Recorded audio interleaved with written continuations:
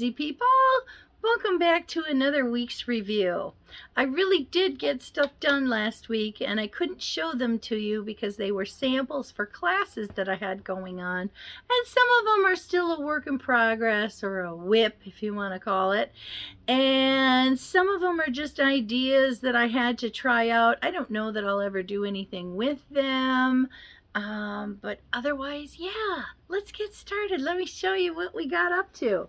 So we have another one of our scrappy strip tops. This one reaches out to be pretty close to a full size. So now I've got another one just waiting for something fun to be done on it.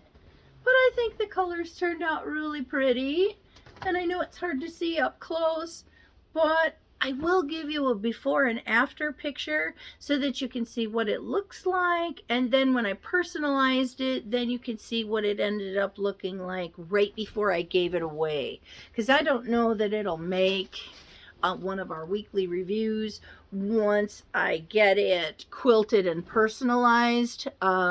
Graduation's coming up, so I got a lot of gifts I need to get ready, but I will be sure to take before and after pictures, and that way you guys can see what I do with them, so it'll work out really good.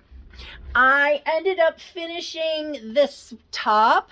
It just needs to be quilted. I just love how this one turned out. It was another one of those projects that I use the straight out of line ruler. If you don't have one, you really need to get one. I mean, they are so cool.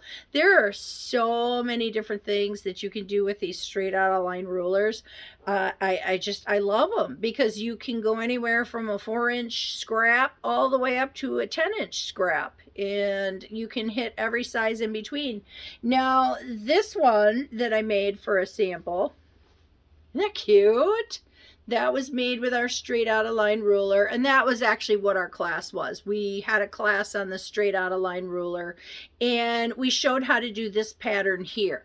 Now, this pattern actually came with the ruler, so I just thought it would be kind of neat because it was already included, and it looks so doggone cute when it's done.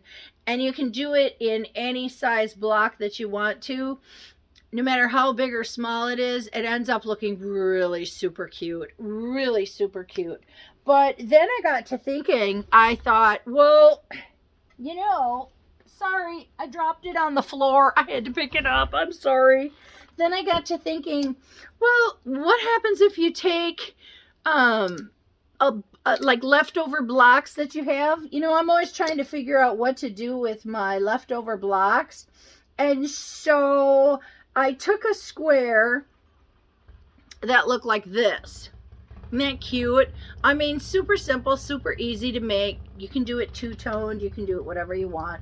And then I did another one of these squares in the opposite colors, because when you cut it, if you cut it layering using the Village Creek, or I'm sorry, Creekside Stitches method, you end up with 2 blocks because you layer 2 different colors and then you cut them. And that might be something we visit in the future, so you can see how to do this. It's pretty cool. It's pretty cool. I really think it's neat. But then what I did was I took the straight out of line ruler on these blocks and I cut them apart. And then when I cut them apart, I swapped colors. Make sure I get this the right way. Oh, I had it right the first time. Isn't that funny? So then I swapped colors and I sewed it back together. And then I trimmed them down, and by golly, it made the cutest little block. Isn't it neat? Well, shoot, once I did one, I had to see what it'd look like if you did 4 of them. So I ended up doing 4 of them. And I just thought it was such a neat look and something so totally different. Now, there isn't a pattern for this. I was just messing around with leftover blocks that I had sitting around. But to go from this to this, I just thought it was so cool. Can you guys see that? I don't have a big enough shelf. But anyway, we went from this little block here and we ended up with this by the time we were done. So I'll finish up a few more of those blocks that I have laying around. It's never going to be anything totally big, but I'll border it out and it might be a nice wall hanger or maybe even a baby quilt. We'll see by the time I get it done. But anyway, that takes care of using up a few more scraps that I have, and so I'm pretty excited about that. But otherwise, that's pretty much all I had this week that I was able to get done. Now, in June, I've got another class coming up. I call it my mosaic quilting class. And I do have an event planned over on my Facebook page, so you might want to go check that one out if you want to be a part of that one. That one's going to be really fun. And the method that I use to show you how to use those leftovers, I think is so cool. And how to make your own leftovers when you don't have any leftovers. So it works out pretty good. So if you're a beginner and you don't have a whole lot of leftover stuff, this will be a really fun way for you to join in and make some leftovers. Either that or come to my house, you can borrow some. I have plenty to share, plenty. But that's what we've been up to this week. I'm super excited. As soon as I can get on the quilters list to get my quilt quilted, I will show you this one when it's all finished. I'm really excited. And like I said, I'll throw together some more of those purple blocks and see where that takes me. I'll finish up all the rest of these. Now, this was just the scraps out of the border of this one because I had some leftover border. That's why they ended up being 6-inch pieces, because I just wanted to use over some more scraps so that I didn't have a bunch sitting in a pile waiting for something else. And truthfully, I really like how it turned out, and I really liked the color combination. So, excuse me, when I get that one finished and quilted, then I will show that one to you guys too. But what have I finished? Nothing. We're already into the middle of April, and yeah, I got a few pot holders done, and that's about it.